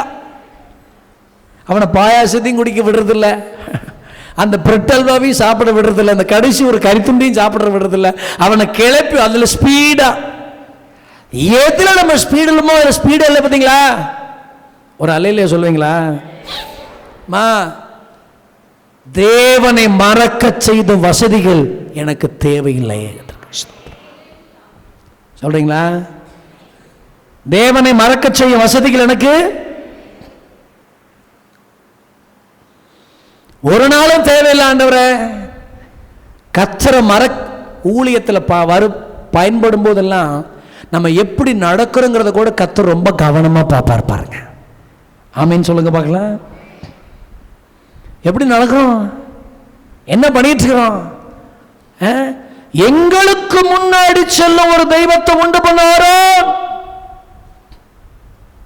என்ன ஒரு இதை நான் படிக்கும் போதெல்லாம், நீங்க தனியா பைபிள் படிக்க ஆரம்பிச்சிட்டீங்க அப்படின்னா, யாரும் இல்லாத இருக்கிற தியான நேரமா படிச்சு அப்படியே மனசுக்குள்ள போட்டு தியானிக்க ஆரம்பிச்சிட்டிங்கன்னா, இந்த ஜனங்கள்லாம் எவ்வளோ ஒரு நன்றி கெட்டவங்களா மாறிட்டாங்க.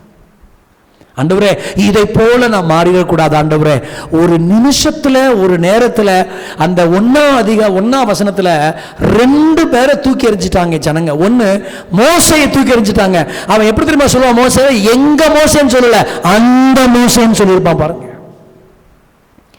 ஊழியக்காரனை தூக்கி எறிஞ்சிட்டான், ரெண்டாவது தேவனையும் தூக்கி எறிஞ்சிட்டான்.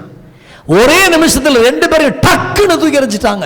எங்களுக்கு முன்னாடி செல்லும் ஒரு தெய்வத்தை எங்களுக்காக உண்டு பண்ணும். கரங்களை உயர்த்தி ஒரு அல்லையிலே சொல்லுங்க பார்க்கலாம். இங்க வந்திருக்கிற எல்லா தெய்வ மக்களுக்கு நான் ரொம்ப ஹம்புலா, மிக தாழ்மையா சொல்றேன், உங்க ஜீவன் பெட்டிக்குள்ள போகிற வரைக்கும் உங்களை அழைச்ச கர்த்தரை மறக்காதிருக்க கர்த்தர் கிருபை செய்வாராக. அது அற்புதம் நடக்குதோ நடக்கலையோ, கிடைக்குதோ கிடைக்கல, வீடு கட்டுறீங்களோ கட்டலையோ, குழந்தை பாக்கியம் வருது வரலையோ, பிள்ளைய கட்டி கொடுக்குறீங்களோ கட்டி கொடுக்கலையோ, கடனை அடைக்கிறீங்களோ அடைக்கலையோ, அதெல்லாம் வியாதி நீங்குதோ இல்லையோ, அதை பற்றியெல்லாம் ஐ டோன்ட் கேர். நான் எந்த நிலைமையில் இருந்தாலும் இந்த தெய்வத்தை மறக்காமல் இருக்க, மன ரம்மியமா இருக்க கற்றுக்கொள்ள இந்த ஆண்டவர் எனக்கு உதவி செய்வாராக இயேசுவின் நாமத்தினால. ஒரு நாளும் மறந்துடக்கூடாது. மறக்கக்கூடியவர் அல்ல. உங்களோட ஆராதிச்சு எத்தனையோ பேர் தெய்வத்தை மறந்து பின்னாடி நிற்கிறாங்க. பின்வாங்கி போயிருக்கலாம், உங்கள் சொந்த பந்தங்கள் பின்வாங்கி போயிருக்கலாம், உங்கள் வீட்டுக்காரர் சபைக்கு வரதை நிறுத்திருக்கலாம், உங்கள் மனைவி சபைக்கு வரதை நிறுத்திருக்கலாம். நீங்கள் கர்த்தரை மறந்து விடாதிருக்க கர்த்தர் உதவி செய்வாராக. ஆமீன் சொல்லுங்க பார்க்கலாம். எத்தனை பேர் 44ஆம் சங்கீதம் படிச்சிருக்கிறீங்க? படிச்சிருக்கீங்களா? 9வது வசனத்திலிருந்து பாருங்க. எல்லாம் உங்கள் பைபிளை வேகமாக எடுங்க. 44ஆம் சங்கீதத்துக்கு எடுங்க பார்க்கலாம். எடுத்துட்டிங்களா? Okay. 697 right side 97, left side 96. 9வது வசனத்திலிருந்து கொஞ்சம் கவனிப்பீங்களா? படிச்சுக்கிட்டு நீங்கள் அப்படி நீங்கள் பாருங்கள், நான் படிக்கிறேன். எல்லாம் பைபிளை ப்ளீஸ் உங்கள் பைபிளை பாருங்கள். நீர் எங்களை தள்ளிவிட்டு ஞானம் பண்ணுகிறீர், எங்கள் செயல்களுடனே செல்லாதிருக்கிறீர், சத்ருவுக்கு நாங்கள் இடைந்து பின்னிட்டு திரும்பி போக பண்ணுகிறீர், எங்கள் பகையினர் தங்களுக்கென்று எங்களை கொள்ளையிடுகிறார்கள், நீர் எங்களை ஆடுகளைப் போல இரையாக ஒப்புக் கொடுக்கிறீர், ஜாதிகளுக்குள்ளே எங்களை சிதறடிக்கிறீர், நீர் நம்முடைய ஜனங்களை இலவசமாக விற்கிறீர், அவர்கள் கிரயத்தினால் உமக்கு லாபமில்லையே, எங்கள் அயலாருக்கு எங்களை நிந்தை, எங்கள் சுற்றுப்புறத்தாருக்கு பரியாசம் சக்கந்தமமாக வைக்கிறீர், நாங்கள் ஜாதிகளுக்குள்ளே பழமொழியா இருக்கிறோம், ஜனங்கள் எங்களை குறித்து தலை துளுக்கவும் செய்கிறார்கள், நிந்தித்து தூஷிக்கிறவன் சத்தம், சத்ருவனுடைய சத்தம், பழிவாங்குற நிமித்தம் என் லட்சை நித்தம் என் முகத்துக்கு முன்பாக இருக்கிறது, என் முகத்தின் வெட்கம் என்னை மூடுகிறது. 17 இவையெல்லாம் 9வது வசனம் தொடங்கி 16ஆம் வசனம் வரைக்கும் சொல்லப்பட்ட இவையெல்லாம் எங்கள் மேல வந்திருந்தும் உம்மை நாங்கள் மறக்கவும் இல்லை, உம்முடைய உடன்படிக்கைக்கு நாங்கள் துரோகம் பண்ணவும் இல்லை. அற்புதமான ஒரு தேவனுடைய வார்த்தை. படிச்சு முடிச்சுட்டு நிமிந்து உட்காருங்க. ஆமேன்னு சொல்லுங்க பார்க்கலாமே. நீங்க போய் வீட்டில் 1 by 1 படிச்சு பாருங்க. வாழ்க்கையில் நடக்கக்கூடாது அத்தனை காரியங்கள் நடக்குது. நடந்துட்டு சொல்றான், இவையெல்லாம் எங்கள் மேல வந்திருந்தோம் ஆண்டவரே, உம்மை நாங்கள் மறக்கல, உங்க உடன்படிக்கைக்கு துரோகம் பண்ணல. கை உயர்த்தி இந்த வசனத்துக்காக எல்லா கரங்களை உயர்த்தி ஒரு அல்லேலூயா சொல்லுங்க. அல்லேலூயா. உம்மை நாங்கள் என்ன செய்யல? மறக்கல. கடைசியா ஒரு தடவை பக்கத்தில் ஒரு ஆளை கைப்பிடி சொல்லுங்க, மறந்துடாத.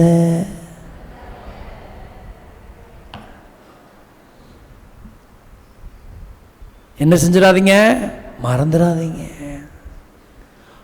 மறந்தா உங்களுக்கு ஞாபகம் வரணும். ஒரு பொருளை மறந்தா ஞாபகம் வருதா இல்லையா? ஒரு செல்லை மறந்தா ஞாபகம் வருதா இல்லையா? சொல்லுங்க. சர்ச்சில் ஒரு செருப்பை மறந்தா ஞாபகம் வருதா இல்லையா? ஒரு பொருளை கொடுத்தா, பணத்தை கொடுத்தா, அது போல ஆண்டவரை தொலைச்சிட்டா ஞாபகம் வரணும். ஞாபகம் வரலன்னா இதயம் செத்து போய் கிடக்குன்னு அர்த்தம். செத்து போன இதயமெல்லாம் இன்னைக்கு உயிர்ப்பிக்கப்படணும் இயேசுவின் நாமத்தினால். இயேசு ரத்தம் ஜெயம். கர்த்தரை மறந்துடாதீங்க சிஸ்டர்,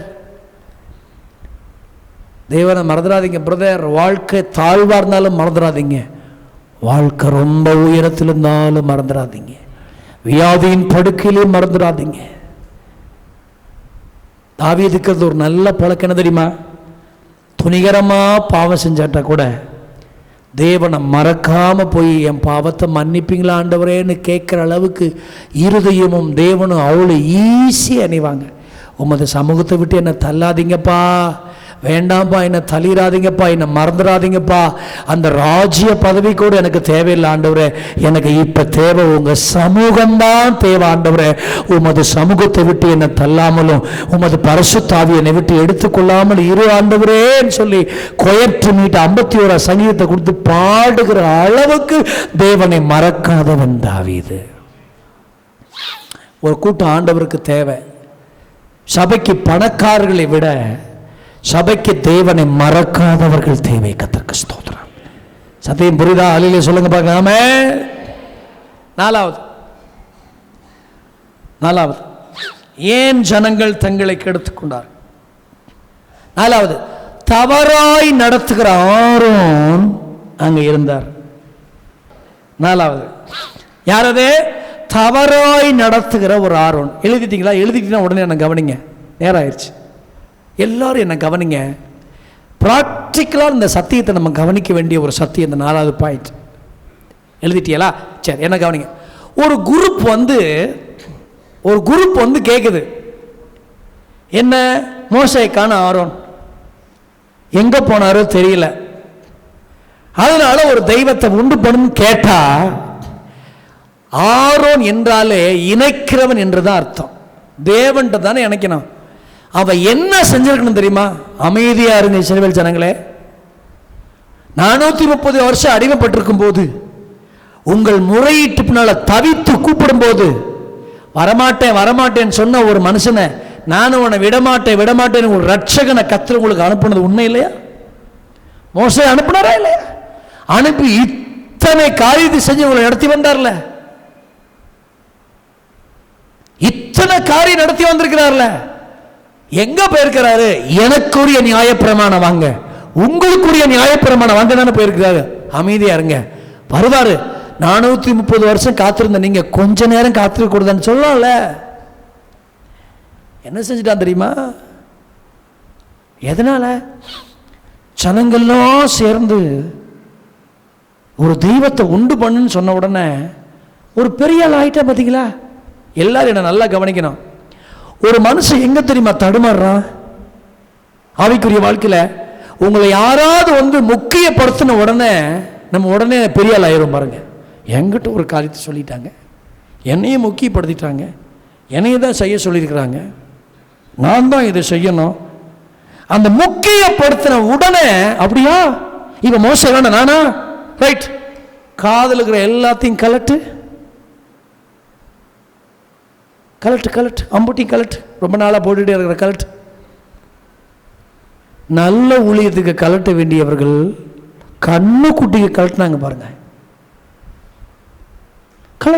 கலட்டி அதை ஒரு அந்த சிற்பாசாரினால கருப்பிடிச்சு ஒரு கண்ணுக்குட்டி வர்ற அளவுக்கு நகை வச்சிருக்கான் பாருங்க. இதை பார்த்ததுக்கு அப்புறம் தான் கர்த்தர் சிவியர் ஆனார்.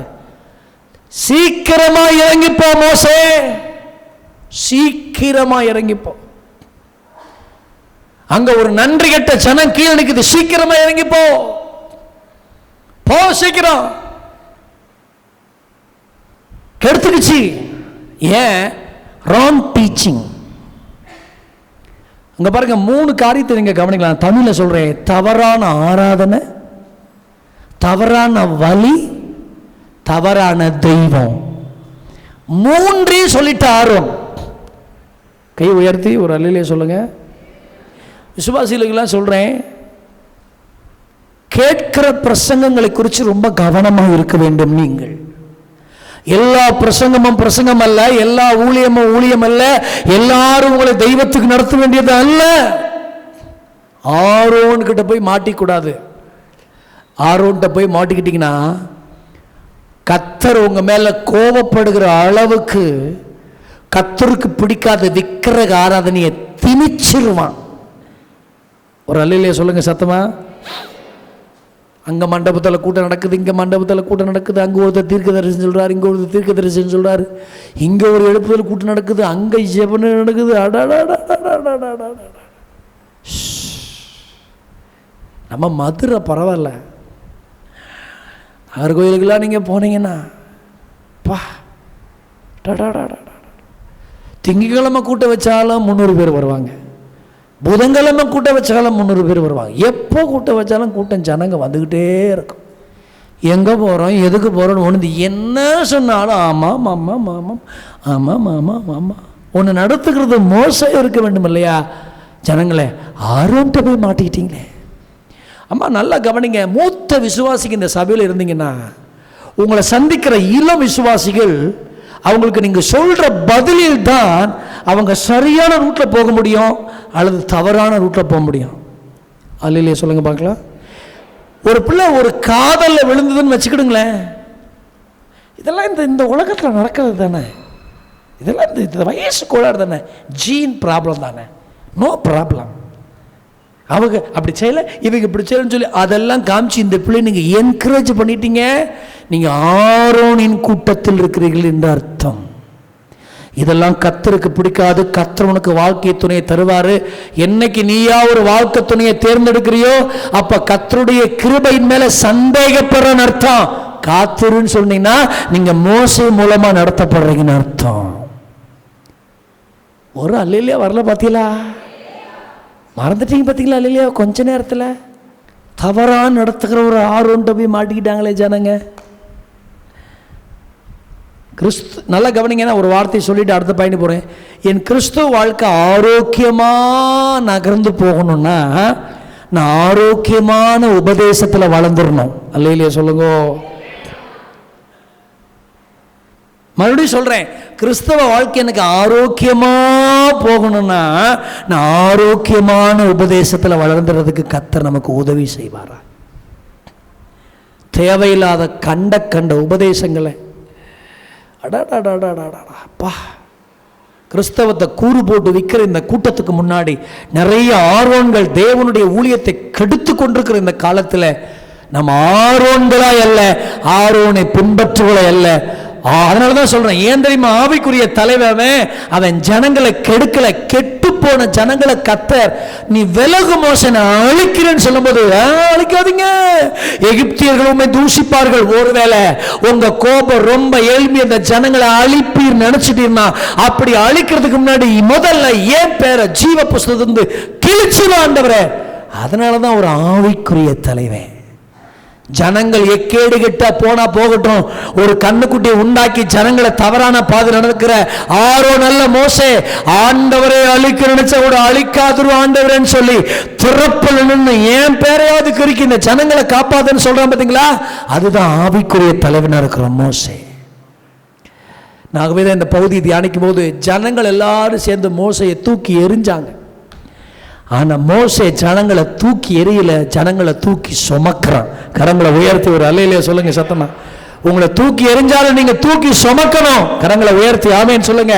வார்த்தைகளால பார்வைகளால இன்டைரக்டா யாரோ உங்களை தூக்கி எறிறாங்க என்பதற்காக நீங்க அவங்களை தூக்கி எறியக்கூடாது.